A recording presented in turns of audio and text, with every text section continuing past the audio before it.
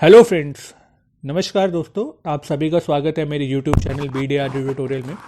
और मैं आशा करता हूं कि आप सब लोग स्वस्थ होंगे, सकुशल होंगे, अपनी लाइफ में बहुत खुश होंगे, बहुत ही पॉजिटिव फील कर रहे होंगे। तो आज के इस वीडियो में हम कवर करने वाले हैं एक बहुत ही important chapter for class 12 commerce students who are going to appear in upcoming CBSE board examinations that are going to be held in March 2022, accounting for not for profit organisation. तो बहुत ही important chapter है students, and इस video को बिल्कुल अंत तक देखिएगा। इस चैप्टर को हम कवर करने वाले हैं 4 पार्ट्स में। तीन पार्ट्स जो रहेंगे हमारे वो रहेंगे थियोरेटिकल कॉन्सेप्ट्स पर, एंड उससे रिलेटेड कुछ प्रैक्टिकल क्वेश्चंस रहेंगे बीच बीच में। एंड जो हमारा 4th लेक्चर होगा इस चैप्टर पे वो होगा that we will be dealing with some practical questions in order to understand these concepts a little better। तो इस वीडियो को बिल्कुल अंत तक देखिएगा, और इस वीडियो से रिलेटेड आपके कोई भी कमेंट्स हो तो आप कमेंट बॉक्स में अपनी जो डाउट्स या क्वेरीज हैं वो शेयर कर सकते हैं। वीडियो शुरू करने से पहले अगर आपने इस चैनल को सब्सक्राइब नहीं किया है तो प्लीज़ कर लीजिए, ताकि क्लास 12 CBSE टर्म 2 एग्जामिनेशन से रिलेटेड कोई भी आपकी वीडियो मिस ना हो। एंड बेल आइकन को जो है वो प्रेस कर लीजिए, ताकि कोई भी वीडियो अगर मैं डालता हूं तो आपको एकदम से नोटिफिकेशन मिल जाए और उसी के अकॉर्डिंगली जो है वो आप अपनी तैयारी कर सकें। तो चलिए शुरू करते हैं इस लेक्चर को। जैसा कि as the name defines itself, not for profit organisations, these are the organisations that are formed not with the intention of profit making and profit maximisation. तो जो ये ऑर्गेनाइजेशंस हैं ये मेनली क्रिएट होती हैं for the welfare of society and for the welfare of public at large. इनका जो objective होता है वो मनी मेकिंग या प्रॉफिट मेकिंग नहीं होता है, समाज के कल्याण के लिए और समाज के लिए ये लोग जो हैं वो ऑर्गेनाइजेशंस जो हैं वो क्रिएट करते हैं, ताकि लोगों का भला हो सके, लोगों का कल्याण हो सके। जैसे कि आप देखते होंगे अपने आसपास काफ़ी सारे स्कूल्स जो हैं वो होते हैं, ओपन होते हैं, कुछ पब्लिक हॉस्पिटल्स होते हैं, एंड कई जगह जो है वो ओल्ड ऑर्फनेज होम्स होते हैं या ओल्ड एज होम्स होते हैं, या जो डिसेबल्ड पर्सन हैं उनको फ्री में एजुकेशन या शेल्टर प्रोवाइड किए जाते हैं, या free mid day meal service जो है वो प्रोवाइड की जाती है कहीं कहीं जगह पे। तो ये सब जो है वो ऐसी ऑर्गेनाइजेशंस का पार्ट रहते हैं। ऐसी ऑर्गेनाइजेशन जो है ये सब सर्विसेज जो है वो प्रोवाइड करती हैं, जिनका जो ऑब्जेक्टिव होता है वो सोसाइटी वेलफेयर ही होता है। The main aim of these organisations to provide service to a specific group और the public at large. Then they do not manufacture, purchase और सेल गुड्स। इनका कुछ मैन्युफैक्चरिंग बिजनेस नहीं होता है। All they provide is service. ये अपनी service provide करते हैं सोसाइटी को, और जो कॉमन पब्लिक होती है, जो जनरल पब्लिक होती है, उनको in any form. And examples of such organisations are schools, जैसे एजुकेशन जो है वो प्रोवाइड की जाती है स्कूल्स एंड कॉलेजेस में। आपको हेल्थ केयर फैसिलिटीज दी जाती हैं पब्लिक हॉस्पिटल्स में। स्पोर्ट्स, आर्ट्स, कल्चर से रिलेटेड कुछ भी जो है वो आपका पैशन है अगर, तो उसको मोटिवेट किया जाता है थ्रू वेरियस ऑर्गेनाइजेशन जो कि ये सब प्रमोट करते हैं। And literacies societies for promoting sports, arts, culture, etc. Now moving on to the next slide, we have characteristics of not for profit organizations। तो इनके क्या क्या characteristics हैं ये बहुत ही इंपॉर्टेंट रहेगा जानने के लिए। For theoretical purpose also question आ सकता है कि what are the characteristics of not for profit organisation. तो they are usually set up for providing services at a nominal cost और फ्री ऑफ कॉस्ट। और ये जो भी सर्विसेज प्रोवाइड करते हैं, चाहे वो एजुकेशन हो, हेल्थ केयर हो, रिक्रिएशन हो, स्पोर्ट्स हो, ये they provide it without any consideration of caste, creed and colour. सभी को एक समान मानते हुए ये अपनी सर्विसेज जो हैं वो प्रोवाइड करते हैं for the welfare of society and the public at large. Form, these are organised as charitable trust. Charitable trust societies के फॉर्म में जो है वो ये ऑर्गेनाइज होते हैं। And the subscribers to such organisation are called members. लोग अपनी सब्सक्रिप्शन जो है, सब्सक्रिप्शन अमाउंट जो है वो पे करते हैं, annual subscription amount, and they are called as member of the organisations. Source of income, इनका जो सोर्स ऑफ इनकम होता है बेसिकली होता है सब्सक्रिप्शंस जो इन्हें मेंबर्स से मिलता है, सब्सक्रिप्शन फॉर मेंबर्स, डोनेशंस जो है वो अलग अलग टाइप की डोनेशंस होती हैं जो इन्हें जो है वो मिलती है, legacies, grant in aid, government grant जो है वो कुछ चैरिटेबल ट्रस्ट को प्रोवाइड होता है, इनकम फ्रॉम इन्वेस्टमेंट्स। तो यहाँ जो सबसे इम्पॉर्टेंट टर्मिनोलॉजी है वो है legacies. It is one of the most important term used for not for profit organisations, and इससे रिलेटेड कुछ प्रैक्टिकल क्वेश्चंस जो हैं वो भी कवर होते हैं एग्जामिनेशन में, क्योंकि एक बहुत ही इंपॉर्टेंट कॉन्सेप्ट है एंड इसका ट्रीटमेंट जो है वो बहुत ही इंपॉर्टेंट है जानने के लिए, ताकि आपको एग्जामिनेशन में मुश्किल ना हो।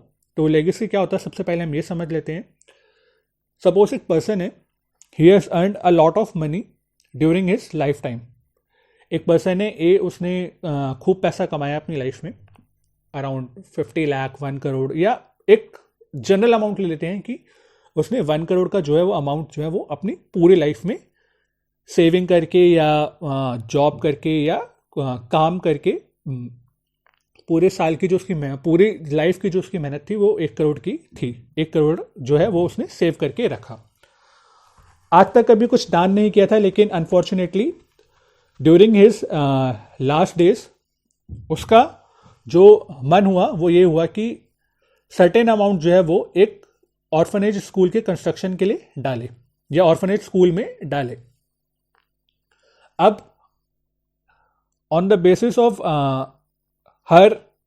ऑफ हिज और हर डिसीजन 2 विल एग्जीक्यूट हुई। 95 लाख जो है वो अपनी फैमिली के लिए उसने विल एग्जीक्यूट करी for the family members, and 5 lakh एक स्पेशल विल जो है वो एग्जीक्यूट हुई in the name of orphanage school, कि ये जो पैसा है वो मैं ऑर्फनेज स्कूल में दान के लिए दे रहा हूं।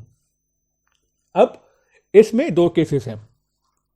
If there is a specific direction in the executed will that this amount of 5 lakh rupees will be used for a specific purpose, चाहे वो पर्पस कोई सा भी हो, चाहे वो कुछ कंस्ट्रक्शन ऑफ प्लेग्राउंड करना हो फॉर ऑर्फनेज स्कूल, या construction of a building in orphanage school, या किसी पर्टिकुलर आइटम के लिए या किसी पर्टिकुलर मिड डे मील के लिए ही वो स्कीम जो है वो 5 लाख रुपए जो है वो यूज होंगे। अगर कुछ स्पेसिफिक डायरेक्शन के साथ वो चीज़ लिखी हुई है, then that amount of 5 lakhs will be treated as capital receipts, और इसको बैलेंस शीट में एज अ लायबिलिटी जो है वो शो किया जाएगा for that particular orphanage school और अ चैरिटेबल ट्रस्ट जहां पे भी वो ये 5 लाख रुपए जो है वो डोनेट कर रहा है। दूसरा केस ये हो जाता है कि सिंपली वो बोल देता है कि मैं 5 लाख रुपए जो है वो एक चैरिटेबल ट्रस्ट या ऑर्फनेज स्कूल को जो है वो दान कर रहा हूँ सिंपली, एंड उसमें कुछ स्पेसिफिकली उसने नहीं लिखा है कि वो किस पर्पस के लिए यूज़ होंगे। तो इस केस में जो है वो जो 5 लाख रुपए जो दान किए गए हैं उसके द्वारा, that will be treated as a part of income and expenditure account, and it will be shown in the debit side of the income and expenditure account. They will be treated as revenue receipts.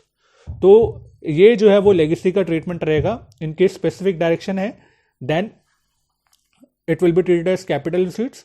अगर कुछ specific direction नहीं है executed will में तो उसको revenue receipts consider किया जाएगा। एक बहुत ही इंपॉर्टेंट जानकारी जो है वो मैं देना चाहूँगा इस माध्यम से आपको स्टूडेंट्स को। सपोज आपके एग्जाम में क्वेश्चन आता है एंड क्वेश्चन में आपको लेगेसी का अमाउंट दिया है, बट क्वेश्चन जो है वो साइलेंट है। क्वेश्चन में ऐसा कुछ नहीं लिखा हुआ है कि जो लेगेसी का अमाउंट है वो किसके लिए दिया गया है, वो कुछ नहीं लिखा हुआ है उसमें। Then in that case it will be assume that जो लेगेसी का अमाउंट है वो कैपिटल रिसीट है, यानी कि एक स्पेसिफिक पर्पस के लिए एक स्पेसिफिक डायरेक्शन के साथ जो है वो लेगेसी का अमाउंट जो है वो डोनेट किया गया है। इन केस क्वेश्चन में लिखा हुआ है कि स्पेसिफिक डायरेक्शन के साथ या स्पेसिफिक इंडिकेशन के साथ जो है वो लेगेसी डोनेशन जो है वो डोनेट हुई है, देन उसके अकॉर्डिंगली आप ट्रीटमेंट कर देंगे, चाहे वो रेवेन्यू रिसिप्ट्स हो चाहे वो कैपिटल रिसिप्ट्स हो। बट इन केस अगर क्वेश्चन में कुछ नहीं लिखा है तो हम ये मानेंगे कि ये कैपिटल रिसिप्ट्स है, और in that case we will shown it as a liability in the balance sheet for that particular charitable trust और for that particular not for profit organisation. तो ये एक लेगेसी का ट्रीटमेंट हो गया जो कि बहुत ही इंपॉर्टेंट था और बहुत ही ज़रूरी है for exam point of view. ये मैंने आपको समझा दिया है। आगे के प्रैक्टिकल क्वेश्चंस में जो हम 4th लेक्चर में अपनी प्रैक्टिकल क्वेश्चंस करने वाले हैं, इससे रिलेटेड जो भी इंपॉर्टेंट कॉन्सेप्ट्स होंगे वो हम कवर ज़रूर करेंगे ताकि आपको ये कॉन्सेप्ट जो है वो अच्छे से और समझ में आ जाए। Now the 4th point is management. Their affairs are usually managed by managing executive committee elected by its member, and the subscribers to such organization are called members. Funding कहाँ से होती है? The funding raised by such organisations through various sources are credited to corpus fund या capital fund या general fund. Surplus, तो not for profit organisations, जैसे कि नाम ही बता देता है कि प्रॉफिट ऑर्गेनाइजेशन नहीं है, प्रॉफिट मेकिंग कंपनी नहीं है, तो जो प्रॉफिट टर्मिनोलॉजी है उसको रिप्लेस कर दिया जाता है सरप्लस से। तो आपके साल में कुछ भी इनकम एंड एक्सपेंडिचर जो है वो हुए हैं, अगर आपकी इनकम साइड ज़्यादा है then that excess amount will be treated as surplus, और उसको जो सिंपली है वो ऐड कर दिया जाएगा कैपिटल फंड में, ना कि पार्टनर्स ना कि मेंबर्स के बीच में जो है वो बांटा जाएगा। जैसा कि हम प्रॉफिट मेकिंग में पढ़ते हैं कि जो प्रॉफिट होता है वो मेंबर्स के बीच में या पार्टनर्स के बीच में बढ़ जाता है, बट एनपीओ में ऐसा नहीं होता है। ये सिंपली कैपिटल फंड में जो है वो ऐड हो जाता है। सॉरी, जो मोटिव होता है एनपीओ का, it is to earn their reputation on the basis of their contributions to the welfare of the society rather than on the customers or the owners satisfaction। तो simply एक profit making motive नहीं होता है NPO का, और जो उसका main motive होता है for the welfare of society and the public at large. The accounting information provided by such organisation is meant for the present and potential contributors and to meet the statutory requirement. तो ये सारे characteristics है not for profit organisation के। Differences देख लेते हैं for not for profit organisations and profit organisations, profit earning organisations. बहुत ही इंपॉर्टेंट कॉन्सेप्ट है, हमें पता होना चाहिए कि क्या क्या डिफरेंसेस होते हैं not for profit organisations and profit organisations के। तो ये कुछ डिफरेंसेस हैं। जो नॉट फॉर प्रॉफिट ऑर्गेनाइजेशंस होते हैं वो सर्विसेज प्रोवाइड करते हैं मेनली, एंड उनका मेन ऑब्जेक्टिव जो है वो welfare of society and welfare of public होता है। प्रॉफिट ऑर्गेनाइजेशंस जो कि उनका मेन फोकस होता है to earn and maximise profits. जो फॉर्मेशन होती है नॉट फॉर प्रॉफिट ऑर्गेनाइजेशंस की वो होती है by promoters and it is managed by their trustees. And for business firms it is formed by the entrepreneurs and it is managed by the owners और managers. जो NPO है वो अपने funds raise करता है through membership fees, donation, surplus, जो कि show किया जाता है in the books of account as general, capital और कॉर्पस फंड्स। वेरएस जो प्रॉफिट मेकिंग कंपनी है, बिजनेस फर्म्स है, वो पार्टनर्स के जो कैपिटल है उससे जो है वो अपना फंड्स जो है वो रिसीव करती है।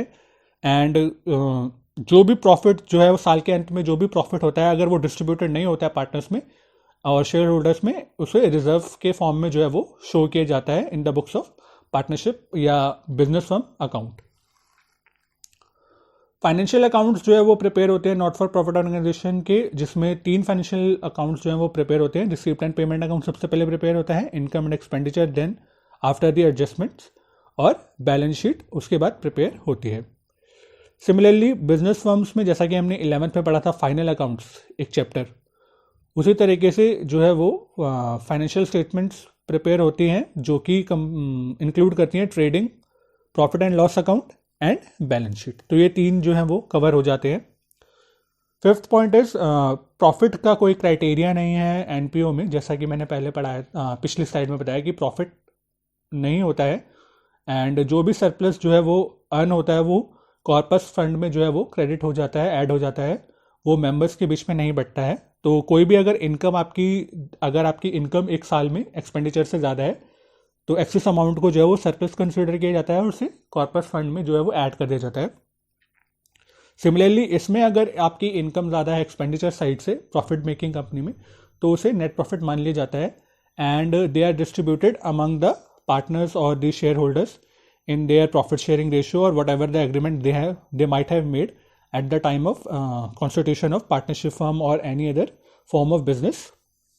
और अगर जो पार्टनर अगर जो प्रॉफिट जो है वो डिस्ट्रीब्यूट नहीं होता है तो वो रिजर्व्स में जो है वो शो किया जाता है. तो ये प्राइमरी फेसी कुछ डिफरेंसेस हैं between not for profit organisations and profit earning organisations के. अब अकाउंटिंग पर्पस से देख लेते हैं कि नॉट फॉर प्रॉफिट ऑर्गेनाइजेशंस को क्या क्या अकाउंटिंग रिकॉर्ड्स जो है वो मेंटेन करने होते हैं. तो the NPOs are required by law to keep proper accounting records and keep proper control over the utilisation of their funds. तो इनका लेखा जोखा जो है वो उनको रखना होता है कि कहाँ से पैसा आया, क्या कितने पैसे आए और कितने पैसे जो है वो क्या रिसिप्ट हुई या क्या एक्सपेंसेस हुए, ये सब जो है वो उनका लेखा जोखा उनको रखना होता है. They usually keep a cash book in which all receipts and payments are duly recorded. They also maintain a ledger containing the accounts of all incomes, expenses, assets and liabilities. तो assets, liabilities का जो है वो record भी उनको रखना होता है या कोई इनकम या एक्सपेंसेस हुए हैं उसका रिकॉर्ड भी उनको रखना होता है. And they are required to maintain a stock register to complete record of all fixed assets and the consumables. They maintain capital fund instead of capital account. तो capital account की जगह जो उनका capital fund होता है या corpus fund होता है वो maintain होता है. These annual और final accounts are prepared for its members and to comply with the statutory requirements. जो भी legislative statutory compliances होती है वो उन्हें follow करनी होती है. And the final accounts of a not for profit organization consist of the following. तो सबसे पहले आपका जो बनता है वो बनता है receipt and payment account. उसके बाद आपकी कुछ adjustments के बाद जो है वो income and expenditure account बनता है. लास्ट में जो है वो बैलेंस शीट बनती है. तो आज की इस वीडियो में हम सिर्फ कवर करेंगे receipt and payment account. And आगे की वीडियोस में हम कवर करेंगे कि इनकम एंड एक्सपेंडिचर अकाउंट कैसे बनता है, क्या क्या एडजस्टमेंट्स हैं जो कि आपको कंसिडर करनी होती है for the preparation of income and expenditure account, and balance sheet उसके बेसिस पे कैसे फॉर्म होती है. तो आज की वीडियो में हम सिर्फ रिसिप्ट एंड पेमेंट अकाउंट जो है वो कवर करेंगे, थ्योरेटिकल पार्ट. तो रिसिप्ट एंड पेमेंट अकाउंट के फीचर्स क्या है ये देख लेते हैं. सबसे पहले it is prepared eight the end of the accounting year. सब साल के आखिर में बनता है. And on the basis of cash receipts and cash payments recorded in the cash book. तो जो भी आपकी कैश रिसिप्ट्स हुई है या कैश पेमेंट्स हुई है वो जो है वो ये रिकॉर्ड करता है. And it includes all the transaction whether capital और रेवेन्यू. कोई बड़ा रेवेन्यू रिसिप्ट हो या बड़ा कोई रेवेन्यू एक्सपेंस हो या कोई रेवेन्यू एक्सपेंस हो या रेवेन्यू रिसिप्ट हो या कोई बड़ा कैपिटल रिसीट या कैपिटल एक्सपेंस हो, वो जो है ये रिकॉर्ड करता है. एंड इसमें जो अमाउंट जो होता है वो पूरे साल का होता है, चाहे वो किसी भी साल से रिलेटेड हो. पूरे साल में आपका जितना भी अमाउंट आया या जितना भी अमाउंट गया, चाहे वो किसी भी साल से रिलेटेड हो, वो इंक्लूड इस रिसिप्ट एंड पेमेंट अकाउंट में होगा. तो it shows the total amount of all receipts and payment respective of the period to which they pertain. It records all the cash and bank transactions irrespective of whether they relate to current, previous और succeeding accounting periods. तो किसी भी साल की payment हो या किसी भी साल की रिसीट हो, अगर वो इस पर्टिकुलर साल में आई है जिसका आप रिसिप्ट एंड पेमेंट अकाउंट बना रहे हैं तो रिसिप्ट एंड पेमेंट अकाउंट में जो है वो शो होगा. And it is summary of cash and bank transaction under various head. Mainly जो cash receipt and cash payments हो रही है उसको जो है ये रिसिप्ट एंड अकाउंट जो है वो कवर करता है. Now the next is this account is a real account. तो हमने क्लास 11th में पढ़े थे कि 3 टाइप के अकाउंट्स होते हैं, personal account, real account, nominal account. तो रियल अकाउंट जो होते हैं वो एसेट्स एंड लायबिलिटीज से रिलेटेड होते हैं. So this account is a real account and lays the basis for the preparation of income and expenditure account and the balance sheet. एक benchmark होता है for the preparation of income and expenditure account and thereafter the preparation of statement of affairs, that is balance sheet.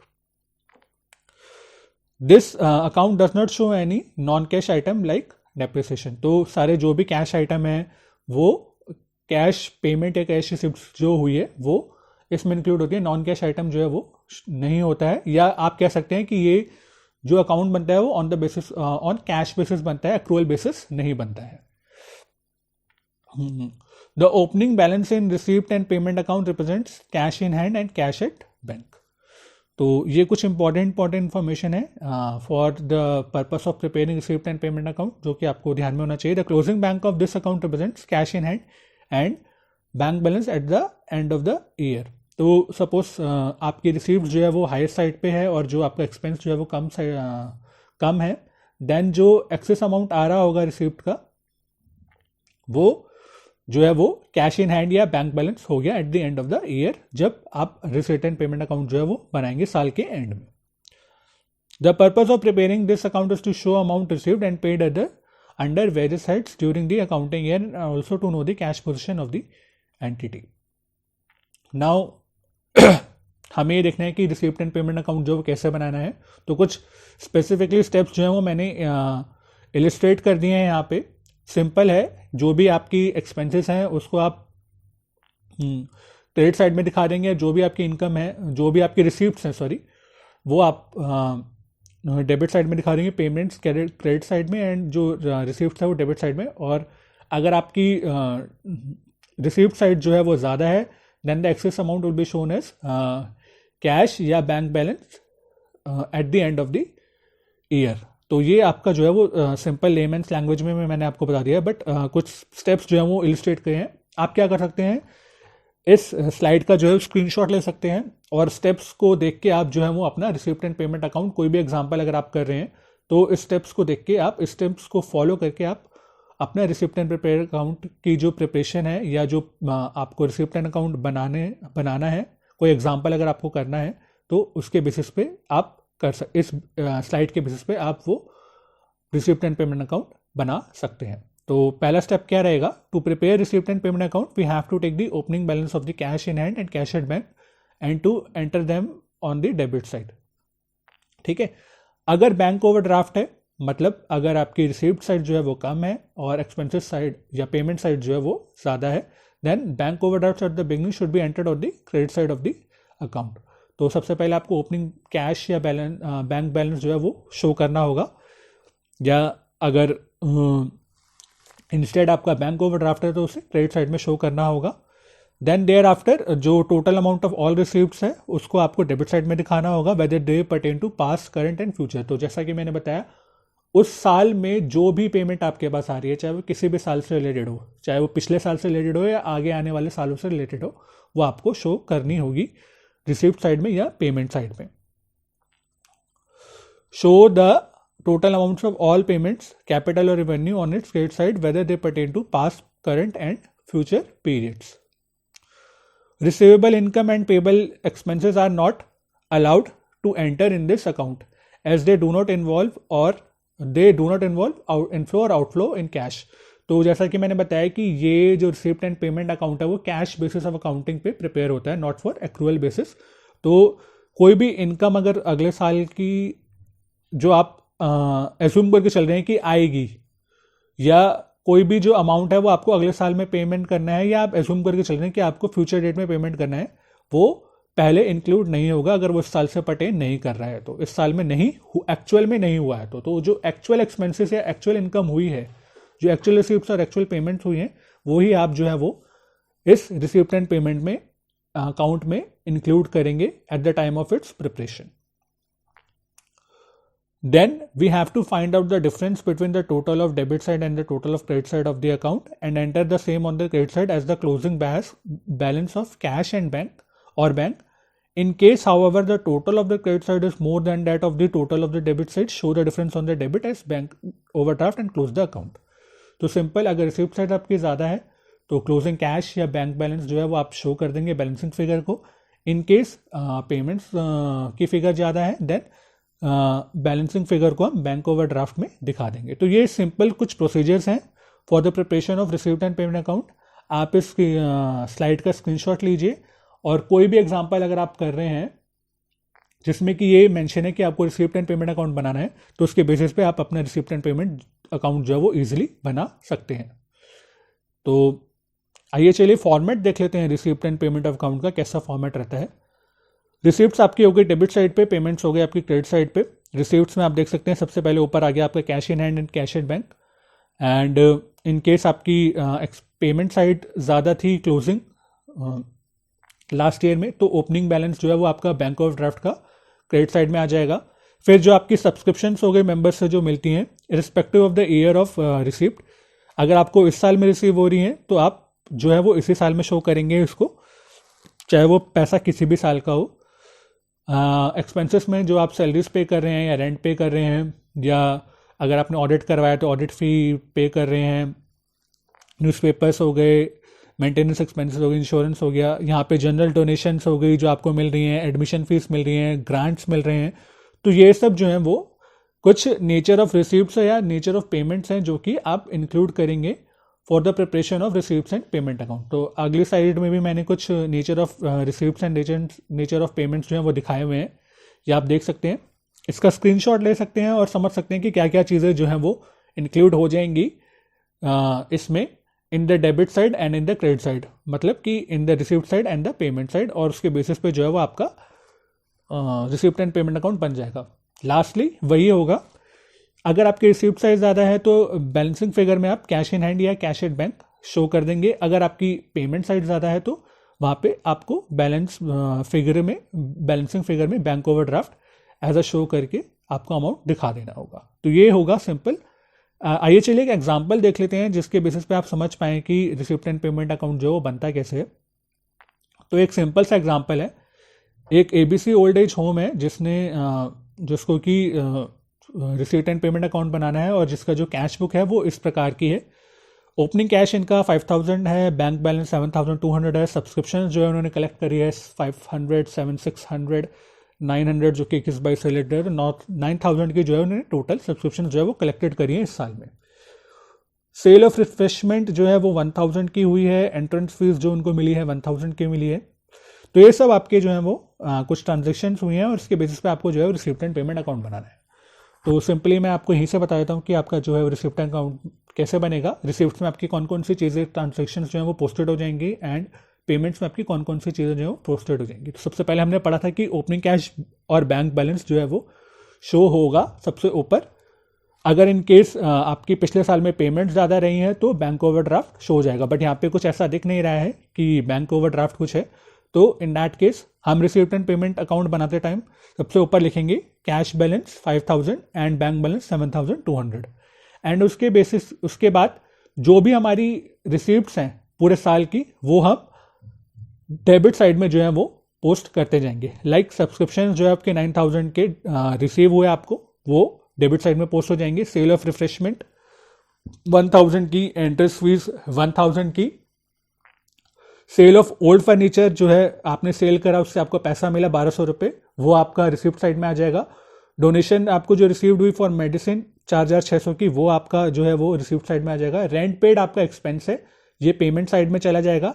Blanket जो आपने purchase करे उसके लिए आपने खर्चा करा 4800, ये आपकी पेमेंट है, वो पेमेंट साइड में चले जाएगा। परचेस ऑफ रिफ्रेशमेंट, ये आपका जो अभी आपने पैसे खर्च करे for the refreshment, for the purchase of refreshment, ये आपका पेमेंट साइड चला जाएगा। Expenses for the maintenance of recreation room, ये 2000 भी आपका जो है वो पेमेंट साइड में चला जाएगा। जो आपने सैलरी पे करी 2500 की, वो भी आपका पेमेंट साइड में।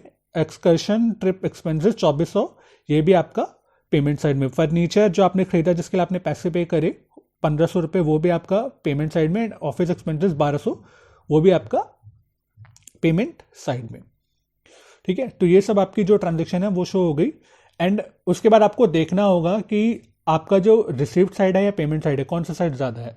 अगर आपकी रिसीव्ड साइड जो है वो ज़्यादा है in comparison to payment side, then the excess amount will be shown as balancing figure in cash at bank और cash in hand at the end of the year. तो चलिए देख लेते हैं कि इसमें हमने कैसे शो कर रखा है। तो यहाँ आप देख सकते हैं पूरी टेबल मैंने बना दी है। सारा जितना भी आपकी जो रिसिप्ट्स थी वो आपकी डेबिट साइड में आ गई हैं, एंड जितनी भी आपकी पेमेंट्स थी वो सारी क्रेडिट साइड में आ गई है। तो यहाँ आप देख सकते हैं पूरा टोटल अमाउंट जो है वो नीचे आ गया है, एंड बैलेंसिंग फिगर जो हो गई आपकी 6800 की पूरी फिगर हो गई। तो आप क्या कर सकते हैं, सिंपली इस क्वेश्चन का स्क्रीनशॉट ले सकते हैं और अपनी प्रैक्टिस के लिए इसको आप परफॉर्म करके देख सकते हैं, आप क्वेश्चन करके देख सकते हैं, एंड आपका सिंपली एक कॉन्सेप्ट जो है वो बहुत अच्छे से प्रिपेयर हो जाएगा कि रिसिप्ट एंड पेमेंट अकाउंट जो है वो कैसे प्रिपेयर होता है। Now moving on, we have the limitations of receipts and payment account.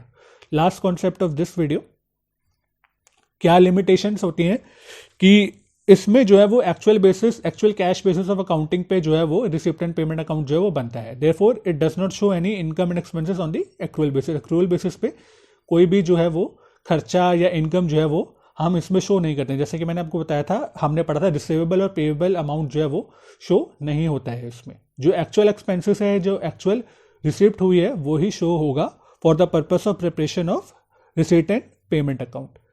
Then it is not capable of showing whether the NPO is able to meet its day-to-day expenses out of its income or not, as the credit transactions are ignored. साल के end में बनता है, इसलिए एक clear picture जो है वो रिफ्लेक्ट नहीं हो पाती है कि जो नॉट फॉर प्रॉफिट ऑर्गेनाइजेशन है वो अपने खर्चे जो है वो आउट ऑफ इट्स इनकम जो है वो मेंटेन कर पा रहा है या नहीं कर पा रहा है. Then the third and the final one is, it is not a perfect substitute of trial balance, as this account fails to reveal the closing balances of all accounts. तो जनरली हम क्या करते हैं, सारी ट्रांजेक्शन्स को, जितनी भी transaction उस साल में हुई है सारी जो है वो रिसिप्ट एंड पेमेंट्स में दिखा देते हैं respective of the year to which it pertains. तो कुछ भी एक क्लोजिंग बैलेंस जो है वो किसी भी पर्टिकुलर अकाउंट का जो है वो पता नहीं चल पाता है इस रिसिप्ट एंड पेमेंट अकाउंट से. तो ये कुछ लिमिटेशंस हैं रिसिप्ट एंड पेमेंट अकाउंट की. एंड काफ़ी सारे क्वेश्चंस जो हैं वो हम अपनी फोर्थ वीडियोस में जो है वो कवर करेंगे. रिसिप्ट एंड पेमेंट अकाउंट से रिसिप्ट एंड पेमेंट्स के अकाउंट्स के बेसिस पे कुछ एडजस्टमेंट होंगे, जिससे जो है वो आपका इनकम एंड एक्सपेंडिचर अकाउंट बनेगा, देन बैलेंस शीट बनेगी. तो ये सब जो है वो हम कवर करने वाले हैं. इस वीडियो में इतना ही. अगली वीडियो में हम कवर करेंगे income and expenditure accounts and कुछ certain treatments of certain incomes and expenses, जिसके बेसिस पे जो है वो आपका इनकम एंड एक्सपेंडिचर अकाउंट बनेगा from receipt and payment account. तो इस वीडियो से रिलेटेड आपके कोई भी अगर डाउट्स हैं या कोई भी आपकी क्वेरीज हैं तो आप प्लीज़ कमेंट बॉक्स में उसे मेंशन कीजिएगा, and I will be happily to take and answer all of them. And please इस वीडियो को ज़्यादा से ज़्यादा उन सभी स्टूडेंट्स के साथ शेयर कीजिएगा जो CBSE बोर्ड एग्जामिनेशंस में अपीयर होने वाले हैं. So thank you so much for the video guys, thank you so much for your support guys. And please इस वीडियो को बिल्कुल अंत तक देखिएगा, एंड जो भी आपके डाउट्स हो वो आप मुझे प्लीज़ मेंशन कीजिएगा अपने कमेंट बॉक्स में. Thank you so much.